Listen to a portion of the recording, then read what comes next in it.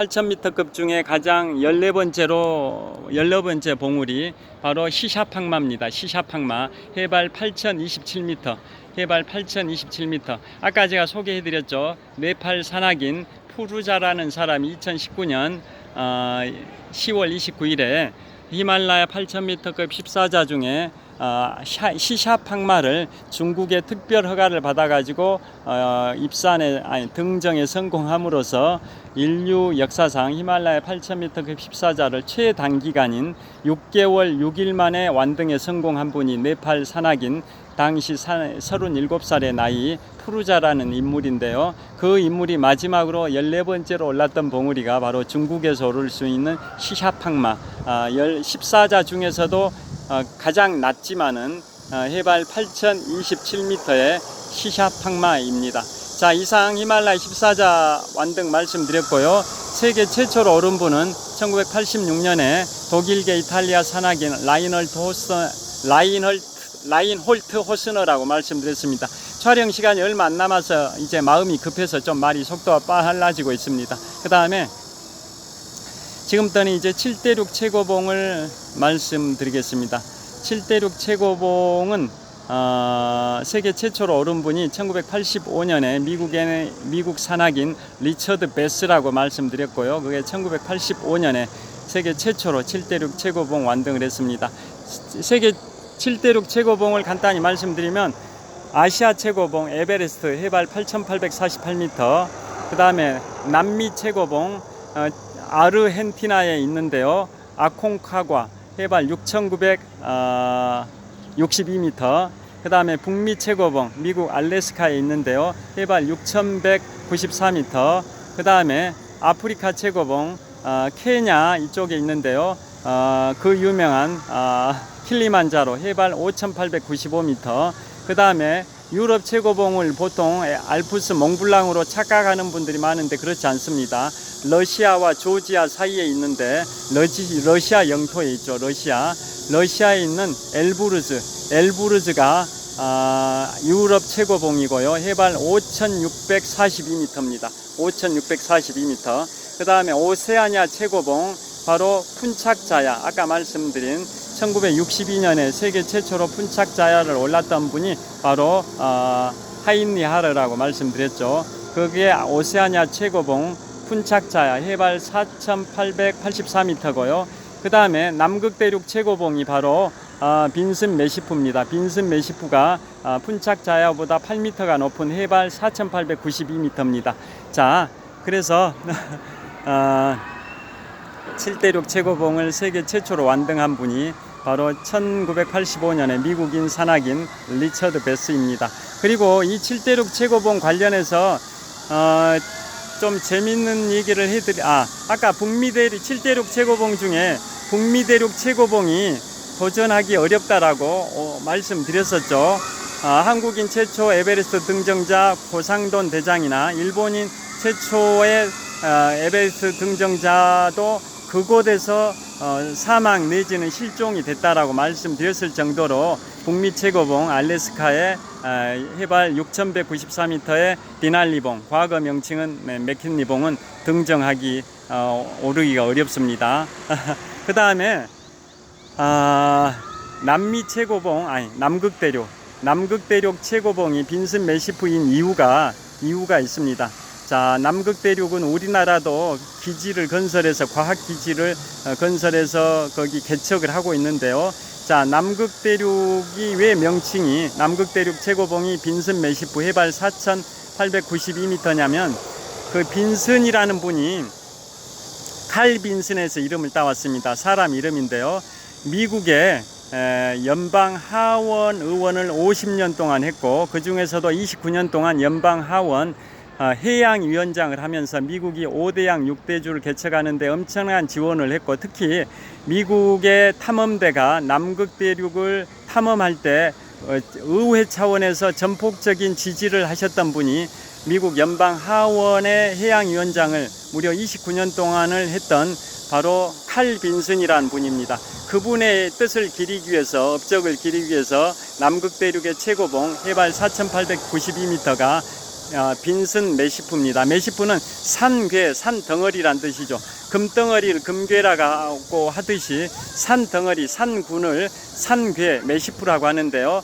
빈슨 메시프, 그게 바로 남극대륙의 최고봉 명칭입니다. 빈슨 메시프, 칼 빈슨에서 명칭을 따온 거고요. 자, 칼 빈슨은 또 어떤 역할을 하셨냐면, 그분이 1883년 출생, 1981년 사망, 98세의 일기로 돌아가셨는데요.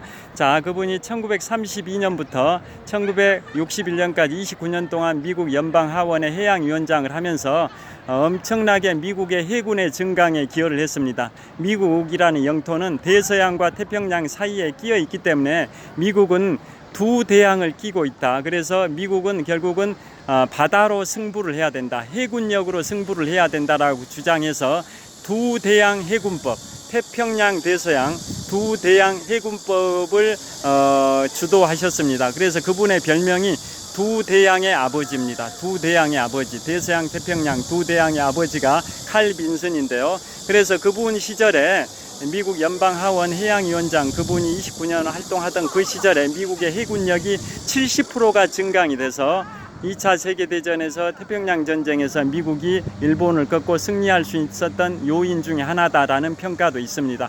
그분의 이름을 영원히 기르기 위해서 남극대륙의 최고봉이 빈슨 메시프일 뿐만 아니라 미국의 핵추진 항공모함 빈슨 메시프가 작년 11월에 부산을 다녀갔는데요.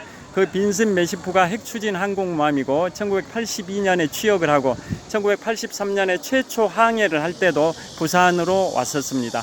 칼 빈슨 핵추진 항공모함에도 칼 빈슨의 이름이 새겨져 있고요. 그 칼 빈슨 항공모함의 첫 항해, 최초 항해 때 1983년에 부산에도 입항을 했어서 굉장히 대서특필이 됐는데요. 그로부터 40년이 지난 2023년 11월, 작년 11월에도 칼 빈슨이 부산을 다녀갔습니다. 갑판의 길이가 333m, 갑판의 폭이 77m, 항공기를 적재할 수 있는 그 비행기 대수가 80여 대, 그 다음에 원자로 2개, 핵추진으로 움직이니까 항속거리가 무제한이고요. 승무원이 6만 명이나 6천 명의 승조원이 탑승할 수 있는 그 핵추진 항공모함 칼 빈슨호가 또 칼 빈슨의 이름을 따고 있습니다. 북미 대륙의 최고봉 칼 빈슨입니다. 빈슨 메시프입니다. 빈슨 메시프. 그 다음에 지금까지 7대륙 최고봉 주요 봉우리를 말씀드렸고요. 그래서 7대륙 최고봉을 세계 최초로 오른 분은 1985년에 미국인 산악인 리처드 베스라는 분이고요. 그 다음에 아까 말씀드린 것처럼 인류 최초로 산악 그랜드 슬램을 달성한 분이 히말라야 14자 완등, 7대륙 최고봉 완등, 지구 상극점 도달, 이 세 개 부문을 모두 석권해야 산악 그랜드 슬램인데요. 세계 최초로 달성한 분이 모두에서 말씀드렸던 우리나라 고 박영석 대장님이 2005년도에 세계 최초로 달성을 하셨고요. 그 다음에 또 아까 소개해드렸던 내용 중에 극지 마라톤 그랜드 슬램 말씀드렸죠. 매년 5월에 모로코 사하라 마라톤, 매년 5월에 모로코 사하라 사막 마라톤, 그 다음에 매년 8월에 중국의 고비 사막 마라톤, 매년 10월에 칠레의 아타카마 사막 마라톤, 매년 12월에 남극대륙 마라톤, 이 4개의 극한의 땅이죠. 극지에서 이루어지는 마라톤이라 해서 극지 마라톤인데요. 그것을 1년 동안 모두 4개 대회를 다 완주를 해야 극지 마라톤 그랜드 슬램인데요. 자, 각각의 그 마라톤 대회는 6박 7일 동안 250km를 달리는 그야말로 죽음의 레이스인데요. 그것을 6박 7일 각각 6박 7일 250km를 달리는 그 4개 대회를 한 해 1년 동안 한 해에 같은 연도에 모두 완주해야 극지 마라톤 그랜드 슬램인데, 그것을 세계 최연소로 했던 분이 2018년도에 한양대학교 전기공학과 재학생이었던 21살의 유동현 씨였다고 아까 소개해드렸고요.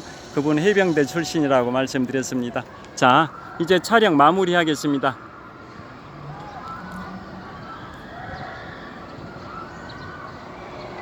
자, 배터리 소진율은 19% 남아 있고요. 현재 1시간 36분째 촬영하고 있습니다. 이제 촬영을 마무리하도록 하겠습니다. 자, 그래서 지금까지 도전의 역사에 관해서 쭉 설명을 드렸었습니다. 자, 끊임없는 도전의 역사입니다. 그래서 제가 지금까지 5년 전에 은행에서 부장으로 퇴직하고 지금은 한국금융연수원에 여신법률 출강 11주년이 되고 있고요. 그 다음에 인생이 막 다른 직장을 다른 데 다니고 있습니다. 그런데 오늘은 개인적으로 휴무여 가지고 오랜만에 잠실 석촌호수에 나와 가지고 석촌호수 4바퀴 10.25km를 1시간 9분 동안 달린 다음에 이렇게 영상 촬영을 1시간 38분째 하고 있는데요. 제가 이곳 잠실 석촌호수에서 2002년 3월 1일에 마라톤을 시작해서 오늘 2024년 7월 5일까지 무려 22년 4개월 5일 동안 마라톤 훈련을 하면서 42.19km 마라톤 풀코스를 101회 완주를 했고요. 생애 최초 풀코스도 마라톤 입문 2개월 만인 2002년 5월 1일에 이곳에서 16바퀴 반을 4시간 16분의 기록으로 달림으로써 생애 최초 풀코스 완주도 이곳 잠실 석촌호수에서 했습니다. 그래서 이 뜻깊은 공간, 저한테 매우 소중한 공간이 잠실 석촌호수인데요. 이곳에서 제가 오늘 석촌호수 4바퀴 10.25km를 달린 다음에 등산의 모든 것에 관하여 말씀드렸습니다. 5년 전에 은행 시중은행에서 부장으로 퇴직하고 지금까지 인문학 서적을 6권 출간했는데 그 중에서 4년 3개월 전에 인문학 서적 2번째로 출간했던 위대한 도전의 시작 몽블랑에 소개되어 있는 그런 내용을 골자로 해가지고 오늘 근대 등산의 발원이 왜 알프스냐, 그 다음에 히말라야 14자 완등이 어떤 의미가 있냐, 또 7대륙 최고봉 완등이 뭐냐, 지구 상극점 도달이 뭐냐, 그 다음에 극지 마라톤 그랜드슬램 세계 최연소 달성은 유동현 씨다, 이런 말씀을 쭉 드렸고요.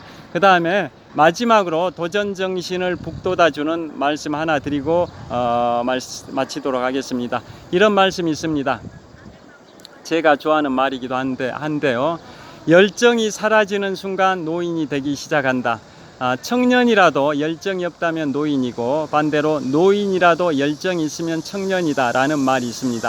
그러니까 노인이냐 청년이냐를 구분하는 기준은 물리적인 나이가 아니라 열정이 있냐 없냐에 달려 있다라는 겁니다.